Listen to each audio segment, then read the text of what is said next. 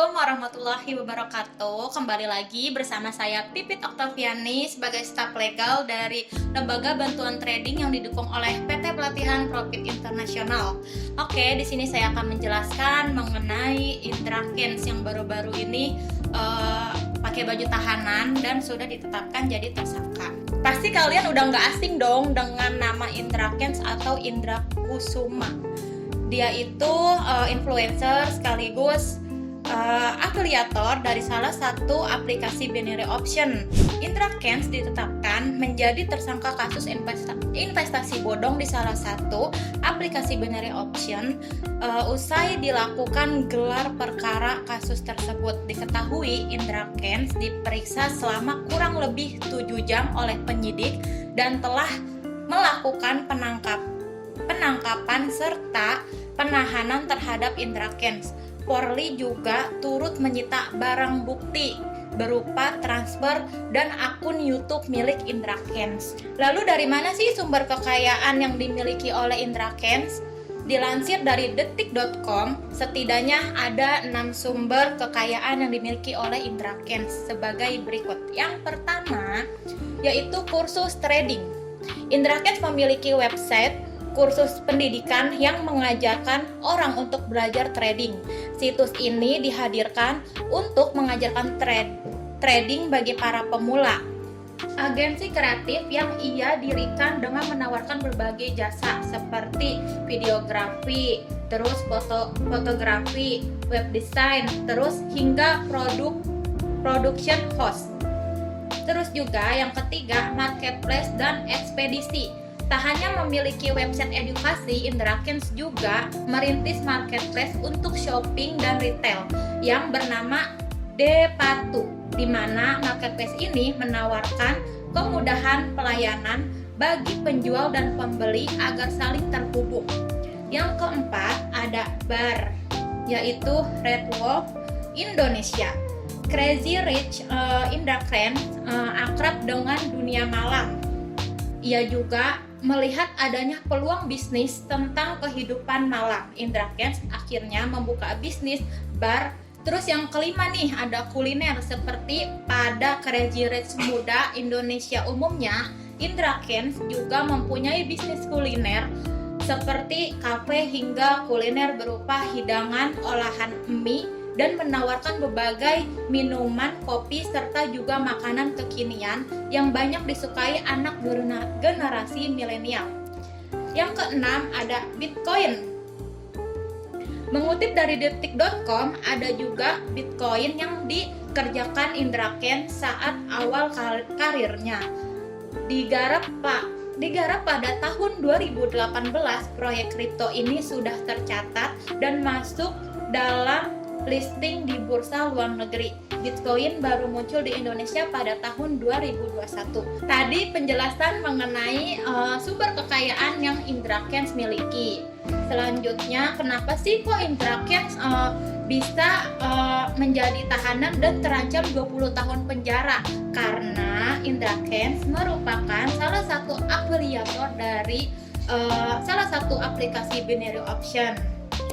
Usut dari afiliator dari pemilik aplikasi, selain memeriksa dan menetapkan Indra Kents sebagai tersangka, tim penyidik juga masih belum selesai menyidik kasus salah satu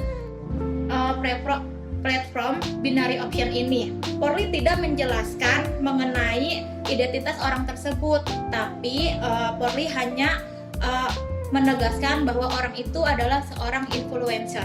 Dalam promosikan platform trading berkedok binary option ini, dalam akun media sosial Indra Kents dan kawan-kawan disebutkan ikut mempromosikan aplikasi tersebut dengan menawarkan sejumlah keuntungan. Selain itu, Indra Kents dan kawan-kawannya juga terus memamerkan profit mereka saat menggunakan aplikasi tersebut. Bahkan ada nih salah satu terlapor juga mengajarkan strategi trading dalam aplikasi tersebut. Hal tersebut sempat diungkapkan Direktorat Tindak Pidana Khusus berdasarkan pemeriksaan para pelapor dari salah satu aplikasi trading binary option itu. Terus hukum yang dijerat oleh Indra Kents. Bisa lama banget ya, sampai 20 tahun karena Indra Kents dikenakan pasal berlapis. Indonesia merupakan negara yang berlandaskan hukum, maka dari itu hukum harus di atas segalanya serta memenuhi unsur-unsur keadilan. Perkembangan teknologi yang semakin canggih tidak menutup kemungkinan akan banyak kasus-kasus baru dan yang akan bermunculan. Untuk itu, sistem hukum yang berlaku di Indonesia harus terus berkembang serta pembaruan mengikuti zaman. Banyak kasus-kasus terutama dalam dunia investasi yang bermacam-macam. Sekali, dari mulai investasi bodong, investasi berkedok robot trading, serta investasi trading binary option, serta kasus-kasus lainnya yang masih belum terangkat dan dimajukan ke dalam meja hijau. Dalam kasus ini, Indra Kents terancam dengan 20 tahun penjara. Indra Kents disangka dengan pasal 45 ayat 2 junto pasal 27 ayat 2 Undang-Undang Informasi Transaksi Elektronik yaitu ITE. Terus juga pasal 45 ayat 1 junto pasal 28 ayat 1 Undang-Undang ITE, lalu pasal 3 Undang-Undang Nomor 8 Tahun 2010 tentang pencegahan dan pemberantasan tindak pidana pencucian uang atau TPPU.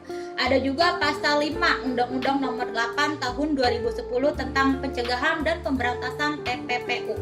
Terus juga pasal 10 Undang-Undang Nomor 8 Tahun 2010 dan pasal 378 KUH pidana junto pasal 55 KUH pidana dengan ancaman hukuman terhadap tersangka paling lama 20 tahun.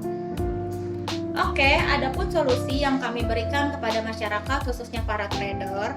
Dari banyaknya kasus yang terjadi seperti kasus yang dialami oleh Indra Kents, masyarakat dapat mengambil pelajaran bahwa kita semua selalu harus wajib waspada terhadap penawaran investasi bodong yang memiliki profit yang menggiurkan.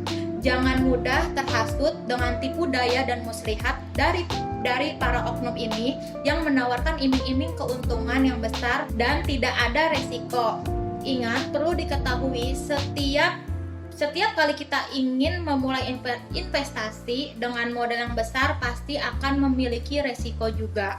Untuk masyarakat yang awam tentang penggunaan gadget, ada baiknya sebelum berinvestasi bertanyalah kepada orang-orang yang paham dan mengerti di bidangnya. Misalnya ingin berinvestasi trading forex, kalian bisa hubungi salah satu perusahaan yang sudah berbadan hukum yang jelas juga sudah memberikan edukasi banyak soal trading.